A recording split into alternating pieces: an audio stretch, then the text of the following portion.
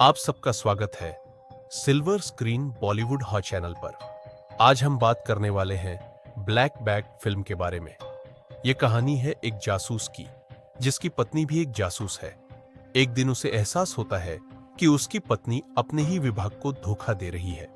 सच्चाई जानने के लिए वह उसकी जासूसी करने निकल पड़ता है। कहानी की शुरुआत होती है जॉर्ज नाम के एक एजेंट से। वह एक बार में अपने बॉस से मिलने जाता है।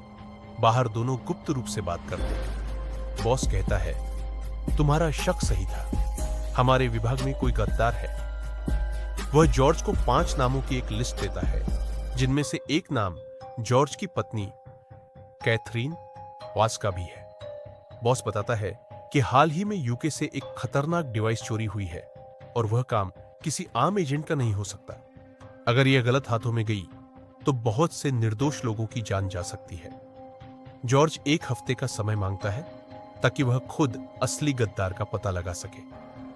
वह अपने बॉस से कहता है कि अभी यह बात किसी को न बताई जाए, लेकिन किसी ने उनकी सारी बातें सुन ली होती है। अब जॉर्ज प्लानिंग करने लगता है। वह खाना बनाता है और ऊपर जाकर कैथरीन से बात करता है। कैथरीन को भी पता है कि उनके विभाग एनसीएससी में कोई गद्दार है। जॉर्ज बताता है कि उसने 4 लोगों को डिनर पर बुलाया है ताकि वह सबकी असली सच्चाई जान सके। कैथरीन पूछती है, क्या तुम सब पर लाई डिटेक्टर टेस्ट करने वाले हो? जॉर्ज मुस्कुराते हुए कहता है, नहीं, मैंने कुछ और बड़ा सोचा है। मैंने खाने में एक दवाई मिलाई है जो सच्चाई निकलवाएगी। तुम मत खाना। थोड़ी देर बाद चारों मेहमान आ जाते हैं, जो जेम्स, क्लेरिसा और पासफर्ड, जो पति पत्नी है। डिनर शुरू होता है और बातचीत बढ़ती जाती है। कैथरीन बताती है कि उसने 2012 में इराक युद्ध के समय एक कोड लिखा था, जिससे दुश्मन का सिस्टम बंद हो गया था। क्लेरिसा हैरान रह जाती है क्योंकि वही उस कोड पर काम करती थी, पर उसे कभी नहीं पता चला कि वो कोड किसने लिखा था। फिर फड़ी बात करता है और बताता है कि जॉर्ज ने कभी उसके पिता की जासूसी की थी और उनके परिवार की बदनामी की वजह बना था। धीरे धीरे दवाई का असर दिखने लगता है। सब लोग सच बोलने लगते हैं। जॉर्ज माहौल को हल्का करते हुए कहता है, न्यू ईयर आने वाला है, चलो हम सब एक दूसरे के रिजोल्यूशन बताएं। जो कहती है कि जेम्स को प्रमोशन की चाह छोड़ देनी चाहिए। क्लेरिसा कहती है कि उसे शक है कि उसका पति फड़ी उसे धोखा दे रहा है।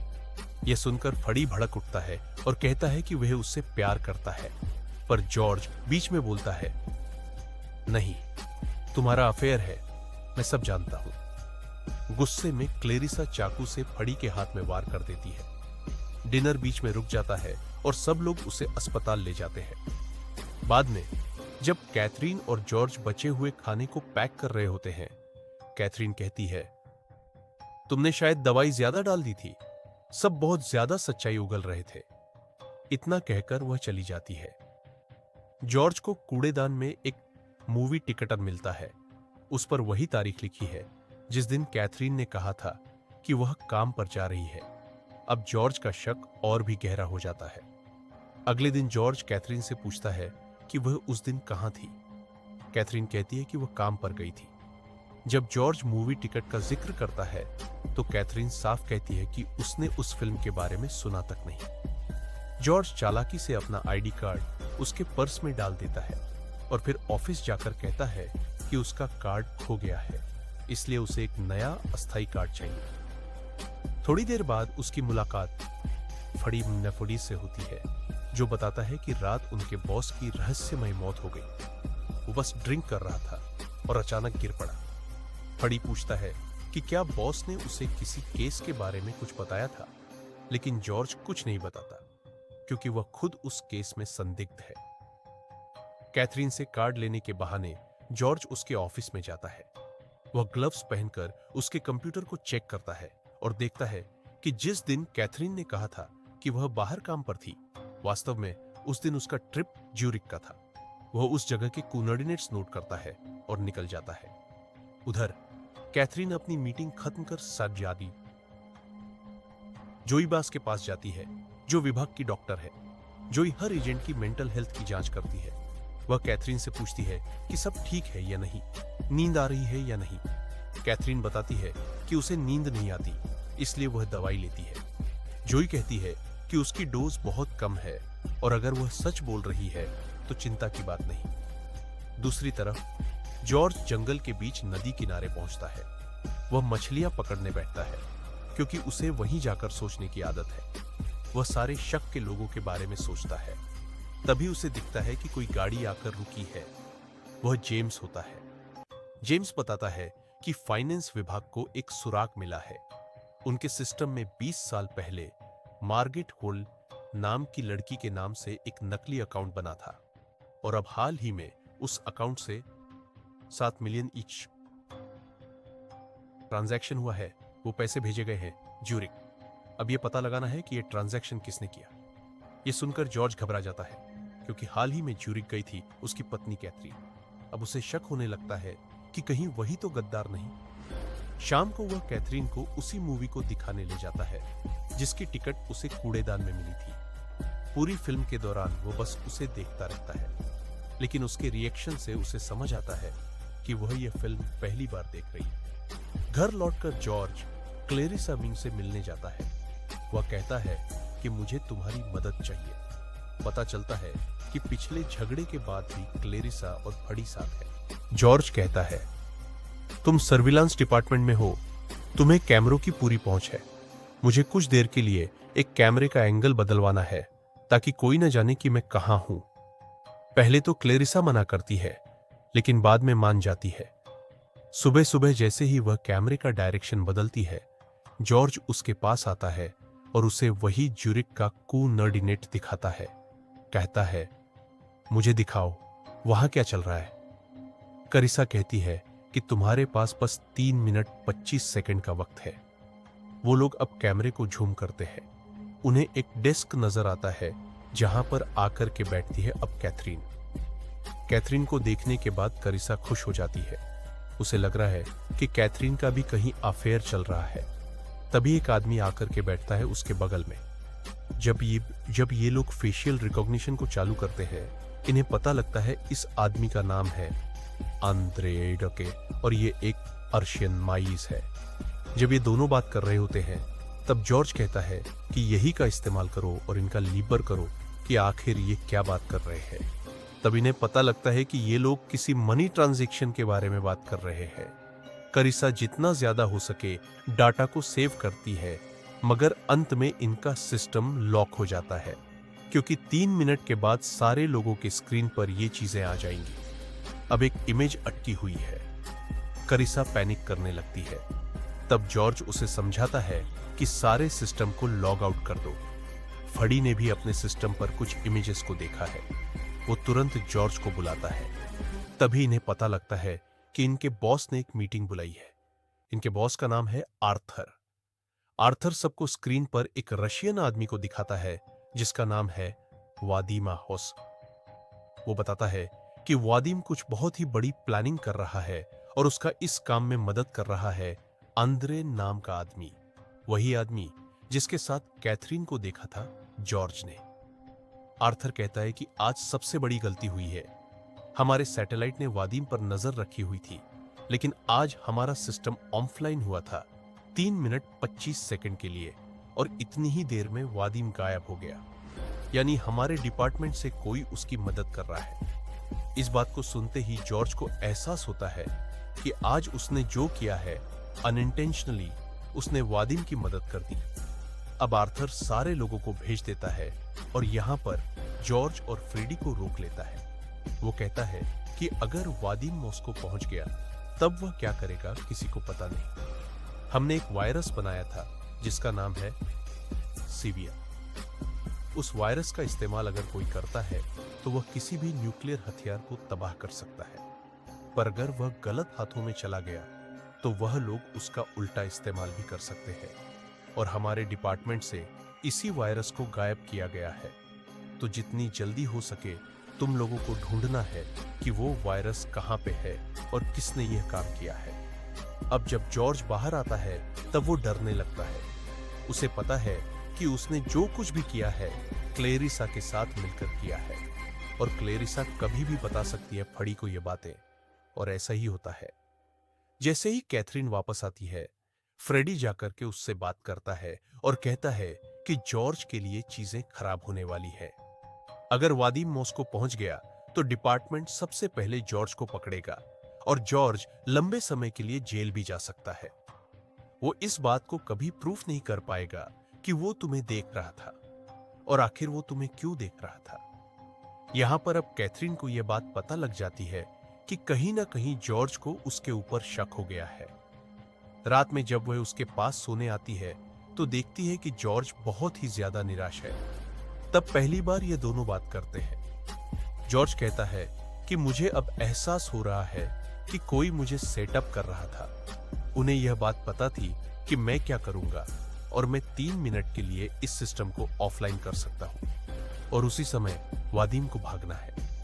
कैथरीन कहती है कि यह सब कुछ सेटअप था, तुम्हारे लिए भी और मेरे लिए भी। अगर आगे कार्यवाही होती है तब सबको लगेगा कि तुम गद्दार हो और अगर उन लोगों ने मेरी इमेजेस को देखा तो मैं भी कुछ नहीं कर पाऊंगी। मगर हम दोनों चुप नहीं बैठ सकते, अब इसके लिए हमें कुछ करना पड़ेगा। जॉर्ज अपनी प्लानिंग को शुरू कर देता है। अगले दिन वह जैसे ही फिशिंग के लिए जाता है, जेम्स को बुलाता है साथ चलने के लिए। बीच नदी में वह जेम्स से कहता है कि जो भी गद्दार है मैं उनके ऊपर लाइट डिटेक्टर टेस्ट करने वाला हूं। जेम्स उससे कहता है कि तुम्हारा शक किसके ऊपर है। इन बातों को सुनते ही जॉर्ज शांत हो जाता है। जेम्स कहता है कि मैंने अपनी भी इन्वेस्टिगेशन की है। मुझे पता लगा कि मार्गरेट नाम का इस्तेमाल कैथरीन ने किया था।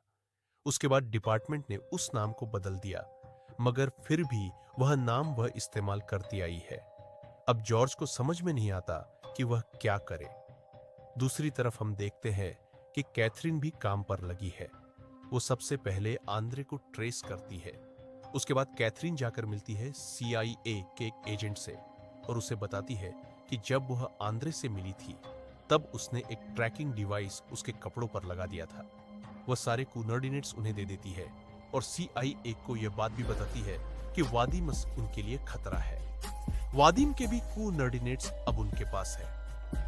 CIA वक्त नहीं गवाता और उन दोनों को खत्म कर देता है। यह कैथरीन ने इसलिए किया ताकि इस केस का सिरा खत्म हो जाए और अब किसी को भी उस पर शक न हो कि वह आंद्रे से मिली। यहां से निकलने के बाद वह सीधा पारदर्शी तरफ आर्थर वुड कहती है कि मुझे पता है कि तुमने फंसाने की कोशिश की है मुझे और मेरे पति को। बिना तुम्हारी मर्जी के डिपार्टमेंट में कुछ नहीं हो सकता। तुमने वह सारे के सारे कोऑर्डिनेट्स इधर से उधर किए हैं और तुम मिले हुए हो वादिम से।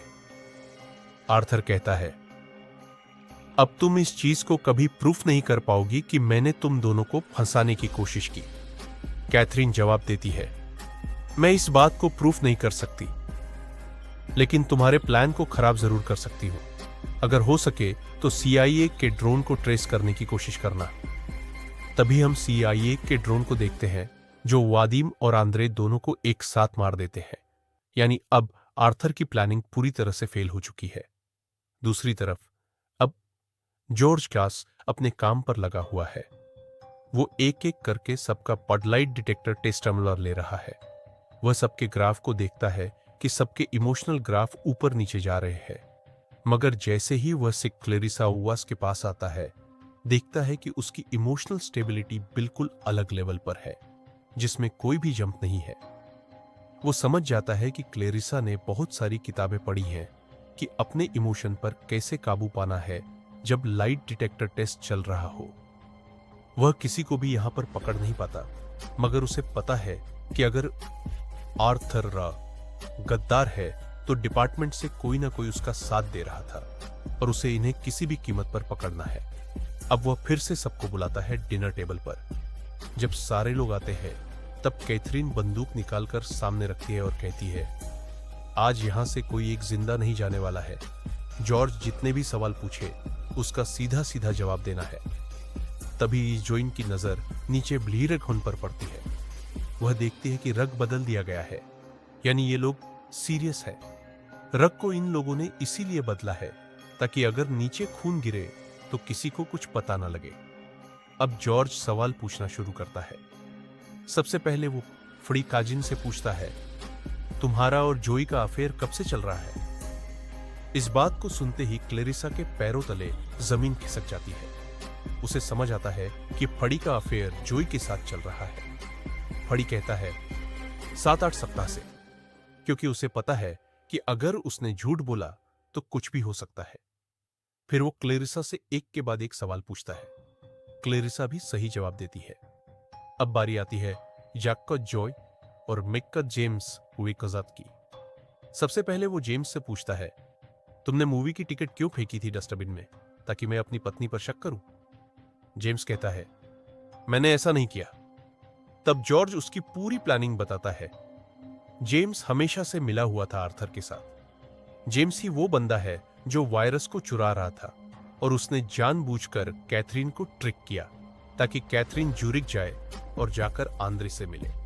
और उसने मुझे भी फ्रेम किया ताकि मैं कैथरीन पर शक करूं और उसी टाइम सिस्टम को हैक करके ऑनलाइन कर दूं, जिससे वादिम को भागने का समय मिल जाए। और उसके बाद पूरा डिपार्टमेंट मुझ पर शक करे, क्योंकि जब वो लोग इन्वेस्टिगेशन करेंगे तब उन्हें पता लगेगा कि सिस्टम को ऑफलाइन मैंने किया था। ये थी जेम्स की मास्टर प्लानिंग कि वो मुझे भी फंसाए और कैथरीन को भी। इन बातों को सुनकर अब जेम्स गुस्से में आ जाता है।